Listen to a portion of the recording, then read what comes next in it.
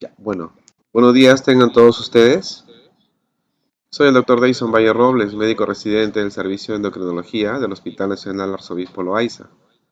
En esta oportunidad, tengo el placer de compartir un tema muy interesante acerca de diabetes monogénica con todos ustedes, colegas, a propósito de un caso que se presentó en nuestra institución en este año y tuvimos dos el año pasado, trabajando de la mano, por supuesto, con el Instituto Nacional de Salud del Niño.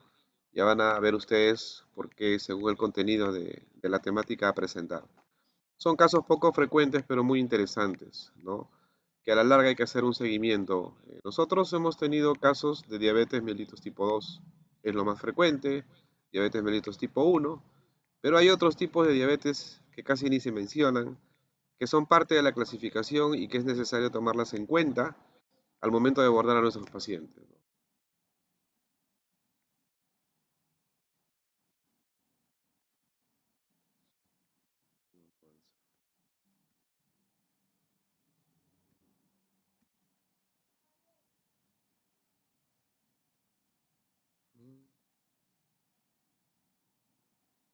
Ok, continuando con la exposición, la Asociación Americana de Diabetes en este año 2024 ha sacado ya su nueva publicación y dentro de ello está clasificando a la diabetes monogénica dentro de la categoría 3. La ADA clasifica la diabetes según categorías. En la 1 está la diabetes tipo 1, en la 2 está la diabetes tipo 2, que le dije que es la más frecuente, y dentro de la categoría 3 está la diabetes que vamos a tratar el día de hoy. Y esa diabetes monogénica se divide en diabetes MODI, diabetes mitocondrial, diabetes neonatal. Y vamos a ver otros tipos de diabetes. Las lesiones del páncreas, inflamatorias, postoperatorias, que también condicionan a elevar la glucosa, también están dentro de este grupo. La fibrosis quística también. Y las glucemias que se elevan producto de fármacos, como los corticoides o el uso crónico, también están dentro de esta clasificación. Entonces, el tema va a estar enmarcado dentro de esta categoría.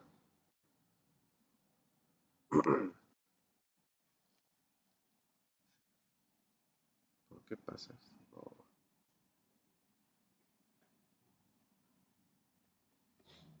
La definición de MODI es un conjunto de síndromes heterogéneos caracterizados por una alteración de un solo gen. Van a ver ustedes cuál es la diferencia con la diabetes tipo 2, con la diabetes tipo 1, que son poligénicas, son alterados varios genes. Cuando hablamos de diabetes MODI, estamos hablando de un solo gen afectado, con carácter autosómico dominante, es decir, una alteración genética en los diversos niveles de desarrollo y función de la célula beta. En el transcurso de la exposición vamos a ver una célula beta, cómo funciona normalmente y cómo funciona con la glucosa alterada, que es quizá la parte más importante que tenemos que entender para ver a qué niveles se alteran los genes que codifican estas proteínas que actúan de manera estructural o funcional, condicionando a la aparición de este tipo de diabetes. También hay que considerar dos definiciones importantes. El MODI X es en donde existen los signos y síntomas de una diabetes tipo MODI, pero no existe una evidencia genética que pueda demostrar que existe este tipo de diabetes. Por eso le llaman MODI X. Probablemente haya más estudios más adelante que puedan llevarnos a detectar ese tipo de alteración genética que hasta la fecha no se ha detectado. Hasta el día de hoy solamente tenemos 14 genes alterados, cada uno catalogado como MODI 1 hasta MODI 14, con su fenotipo, como lo vamos a ver en los cuadros más adelante. Y otra definición importante es la diabetes monogénica autoinmune, que es una diabetes que tiene síntomas de MODI, signos de MODI, pero también autoanticuerpos. Normalmente los autoanticuerpos están presentes en la diabetes tipo 1, pero en algunas pocos casos de diabetes MODI hay anticuerpos y por eso se le llama diabetes monogénica autoinmune.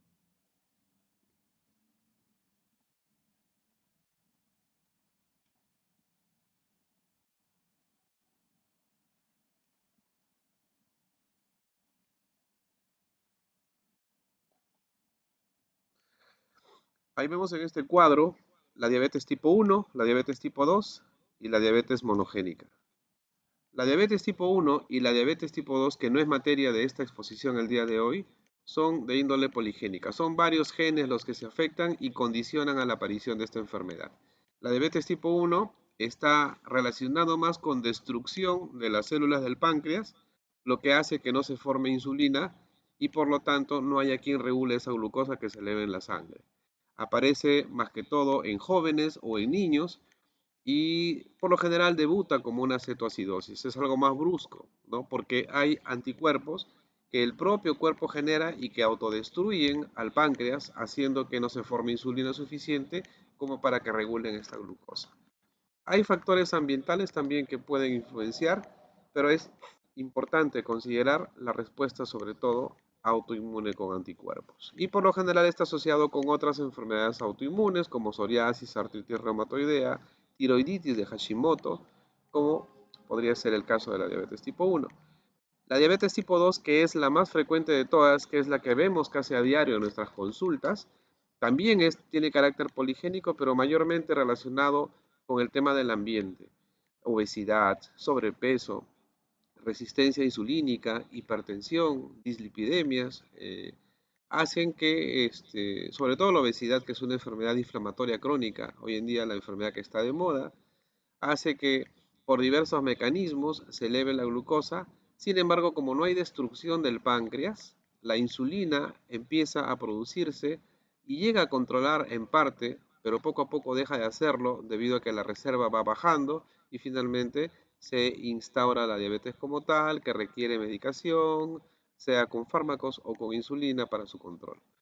El común denominador fisiopatológico en este tipo de diabetes es la resistencia a la insulina. Y la que nos trae el día de hoy a la exposición, que es la diabetes monogénica, es netamente genética por alteración de un solo gen. Ya vamos a ver cuál es el gen implicado según este tipo de diabetes MODY. Entonces no se produce insulina o no funciona. Y eso condiciona a que las hiperglicemias sean sostenidas y aparezcan desde temprana edad. La transmisión en este tipo de diabetes monogénica puede ser en el primer grado inclusive del 50%, a diferencia de las dos anteriores que mencionaba.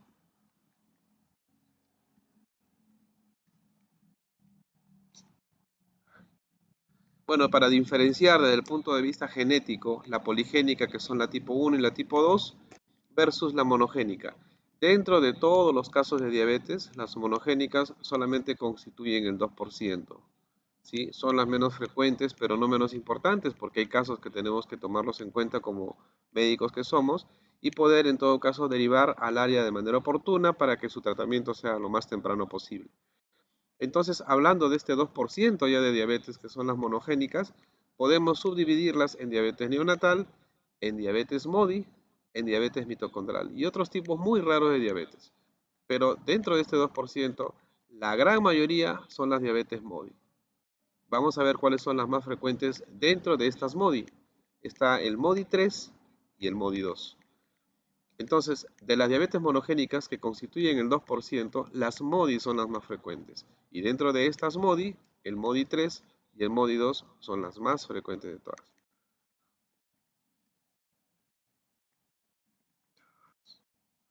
Bueno, la diabetes monogénica tiene dos formas de presentación. En la etapa neonatal, y a eso le llaman la diabetes neonatal, y en la etapa adolescente o adulta, y a eso le llaman la diabetes MODY. Tanto en la etapa neonatal como en la diabetes MODY, hay genes que están de manera individual, son los que están directamente relacionados con este fenotipo de presentación. Hay una característica importante. La diabetes neonatal, como su nombre lo dice, aparece antes del año, antes de los 6 meses de vida.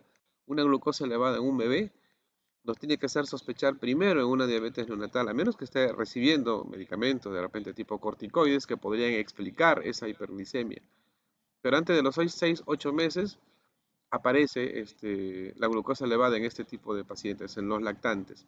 Y por lo general, siguiendo la secuencia de linaje, aparece de manera esporádica. Es decir, ni papá, ni mamá, ni abuelos tienen diabetes, ¿no? Aparece de un momento a otro. A diferencia de la diabetes MODY, en donde dentro del linaje familiar, si el niño lo padece, o el adolescente, o el adulto lo padece, tenemos a papá y a mamá, o uno de los dos que lo ha padecido, y también abuelos. O sea, en 2 o 3 generaciones continuas podría aparecer, y eso refuerza que más sea una diabetes de tipo monogénica a una de tipo neonatal. Entonces aquí en este cuadro ya tenemos dos diferencias importantes. Uno, la secuencia de aparición de diabetes según las generaciones, y tenemos la etapa de vida. Ya son dos diferencias que nos van a permitir saber si es o no neonatal o si es o no diabetes MODY.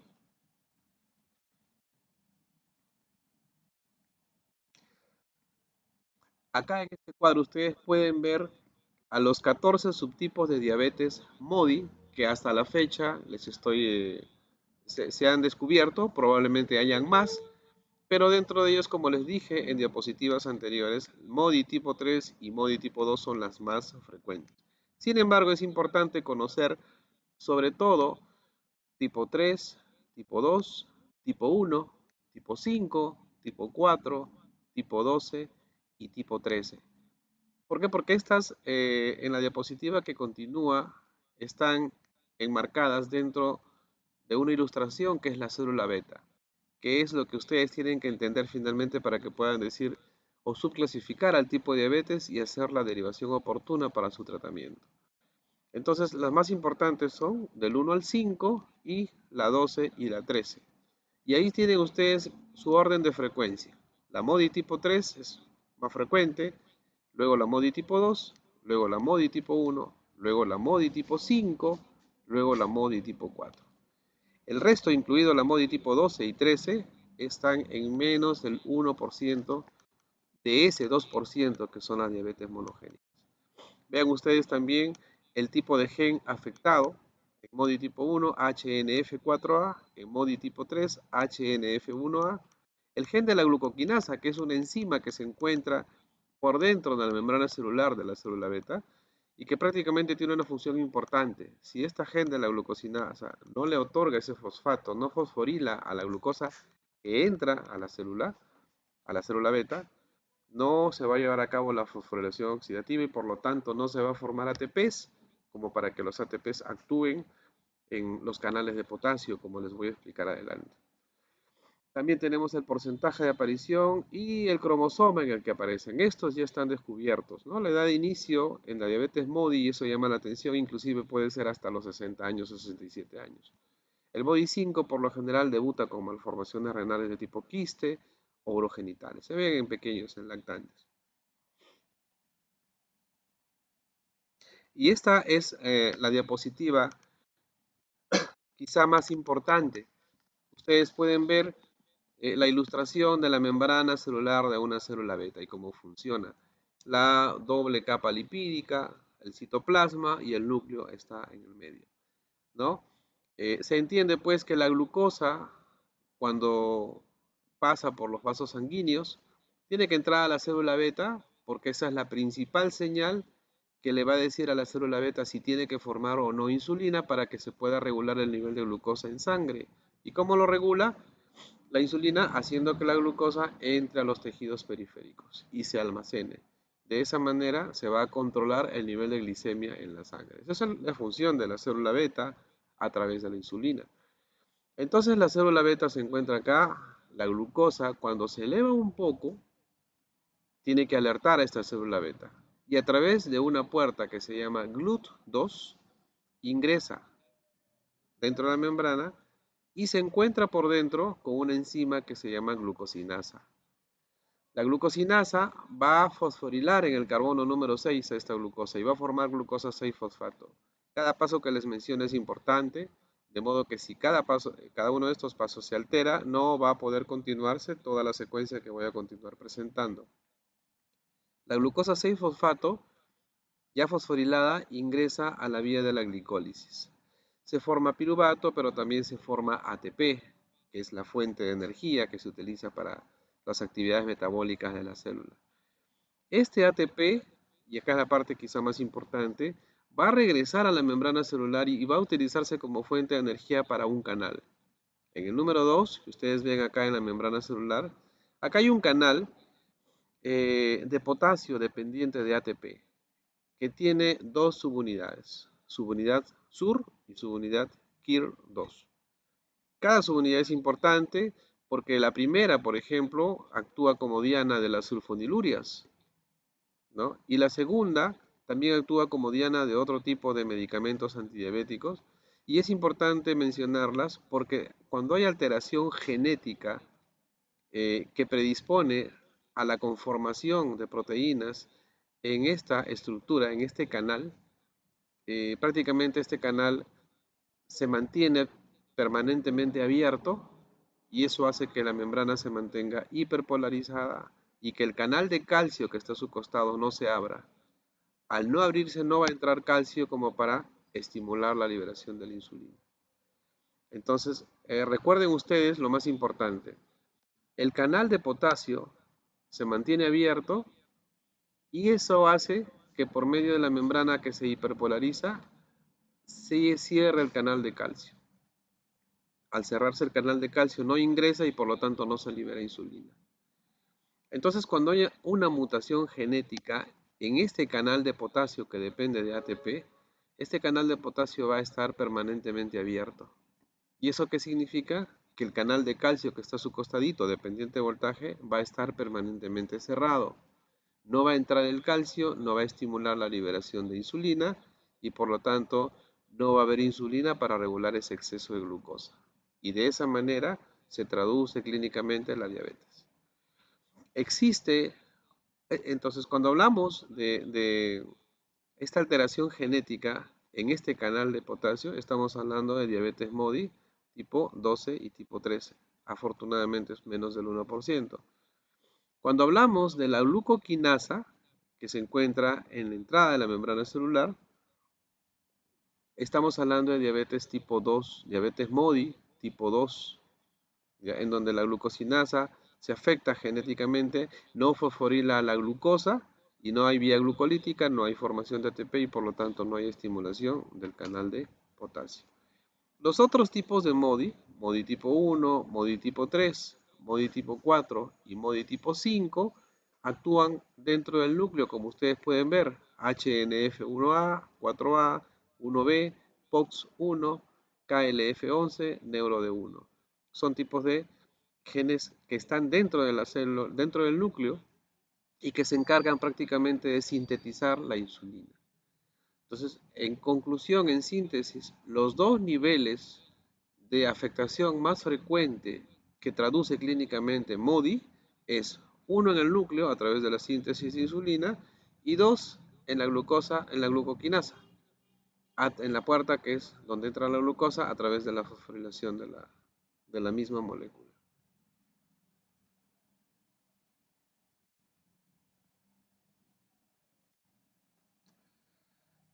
Bueno, acá para nuevamente ahondar un poco más con este resumen, el canal de potasio dependiente de ATP, que tiene las dos subunidades que les dije, KIR 6.2 y SUR 1. Es un canal complejo que funciona en un nivel tridimensional, pero que en síntesis, ¿qué es lo que nos quiere traducir esto? Que este canal necesita ATP para que se cierre y de esa manera el canal que está a su costadito, que es el calcio, se abra, ingresa el calcio y como segundo mensajero actúa a través de una serie de fosforilaciones que hacen que se libere finalmente insulina del núcleo y viaje a través de unas vesículas y se termine expulsando hacia la sangre, para que la sangre, en la insulina ya que está en la sangre, incremente la captación periférica de glucosa y de esa manera regule la glicemia, ¿no? Eso es lo que se espera pues, después de una comida, después del desayuno a nivel postprandial. En el costado hay un cuadrito en donde se habla de prevalencia de diabetes MODY en el mundo. En realidad, quizá por ser un tema genético, ampliamente estudiado en países desarrollados, pero no así en los subdesarrollados, hay mucha diferenciación, mucha variabilidad epidemiológica, que puede oscilar entre el 1 y el 6%. Miren ustedes, entre Estados Unidos, Europa, Reino Unido, tienen diferencias, bueno, pues fuertes, entre 1 y 6% sobre prevalencia de diabetes MODY en su población. Y actualmente en Estados Unidos hay un estudio SEARCH que está llevándose a cabo y se identifica una prevalencia de MODY del 1.2%, ¿no? Y de 0.25 en diabetes neonatal. Por eso les dije definitivamente la MODY es más frecuente que la diabetes neonatal.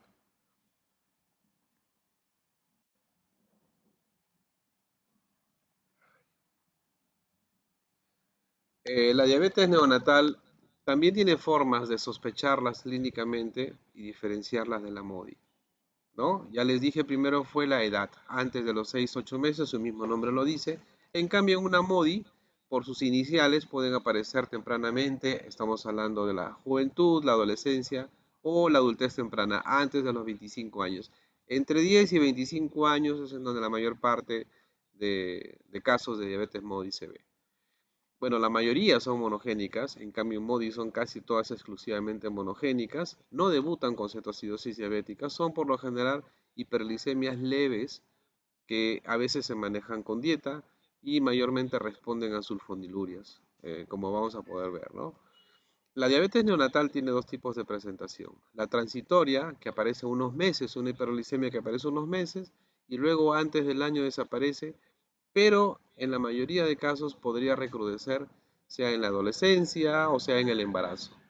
Por eso una gestante que de pronto aparece con diabetes o con glucosas elevadas al estar embarazada y no tiene ningún antecedente de insulinoresistencia, ni obesidad, ni acantosis nígrica, ni antecedentes familiares, no debemos de dejar de pasar este diagnóstico. Probablemente cuando ha sido pequeña su glucosa ha estado elevada y haya hecho una diabetes neonatal.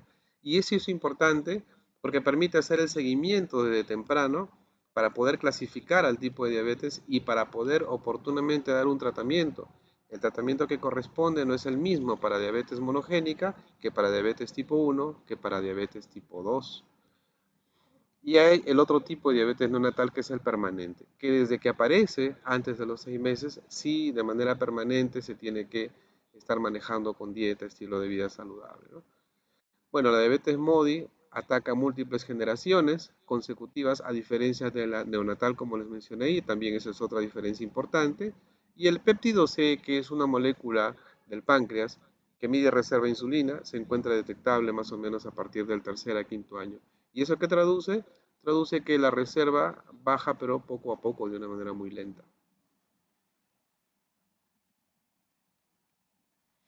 El apoyo al diagnóstico.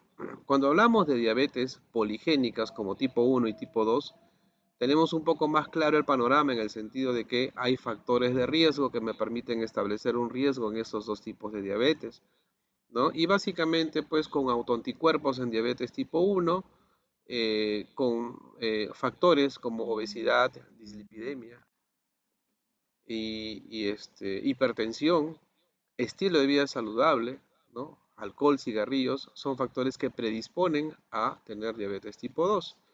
Ambos tienen formas de prevenir. Hoy en día sabemos también que la diabetes tipo 1 es el único tipo de diabetes que se puede prevenir con medicamentos, justo en su estadio 2, ¿no? El diabetes tipo 2 se puede prevenir con hábitos de vida saludables. Pero cuando hablamos de diabetes monogénicas, netamente tenemos que ir a detectar la alteración genética y hacer un análisis que se llama análisis de secuenciación masiva, en donde ese análisis, bueno, de mucha tecnología que en el Hospital del Niño, por ejemplo, lo encontramos y se hacen estudios a estos niños, evalúan varios genes en donde se ve pues que alguno de ellos podría contribuir a establecer este tipo de diabetes móvil. Y por supuesto que de acuerdo a eso se hace una selección del tratamiento y un consejo genético a la familia. ¿Por qué les digo esto? Porque la diabetes MODY es una enfermedad que ataca a varios linajes consecutivos de la familia. Entonces, detectándolos en el primer nivel podríamos evitar o podríamos alterar para que en el segundo nivel, en el tercer nivel, no continúe con esto, ¿no? Con esta transmisión de diabetes. Y bueno, también lo he sacado algunas cosas importantes que tenemos que tener en cuenta de la ADA del 2024.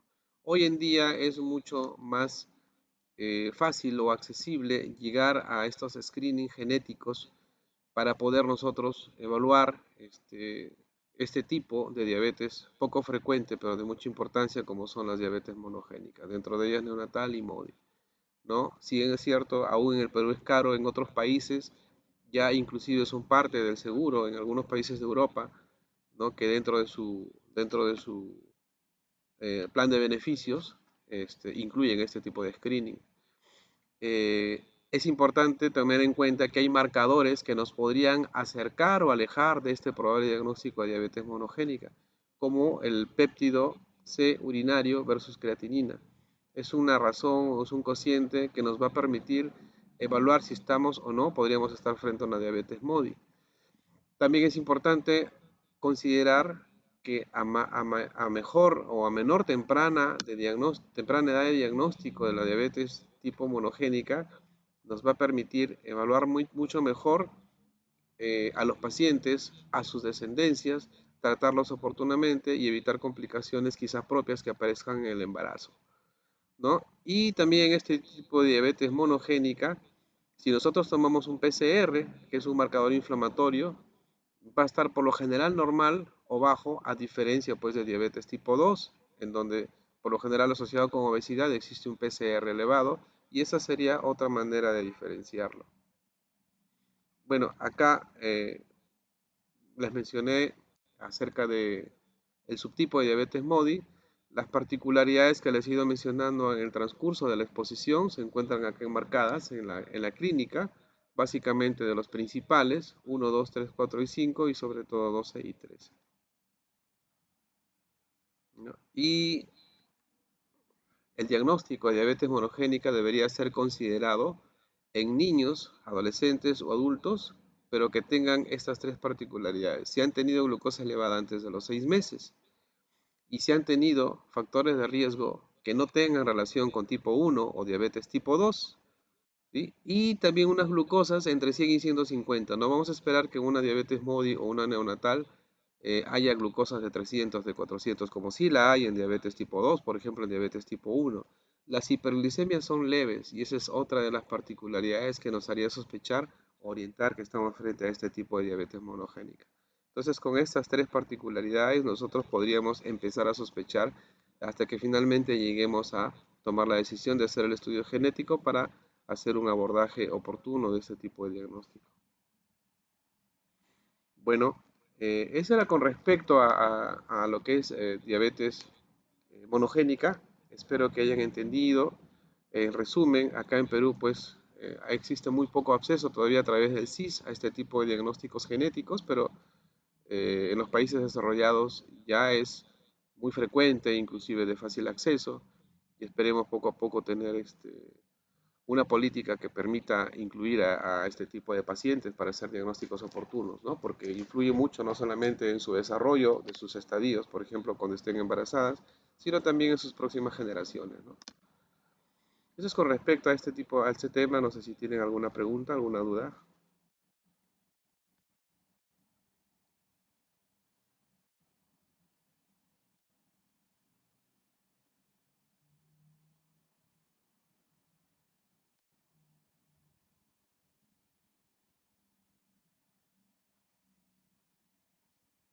Buenos días, hola,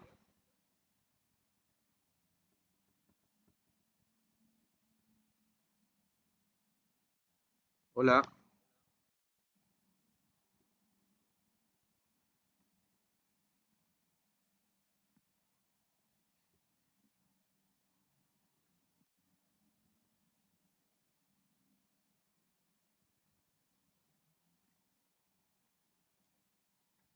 Bueno, creo que todo está claro. Espero que haya sido de suma importancia escuchar este tema y agradecido nada más por la oportunidad de estar compartiendo esta ponencia con ustedes. Muchísimas gracias.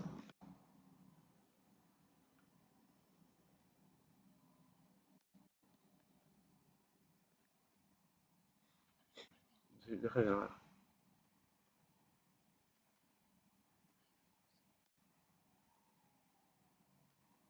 ¿Me avisas?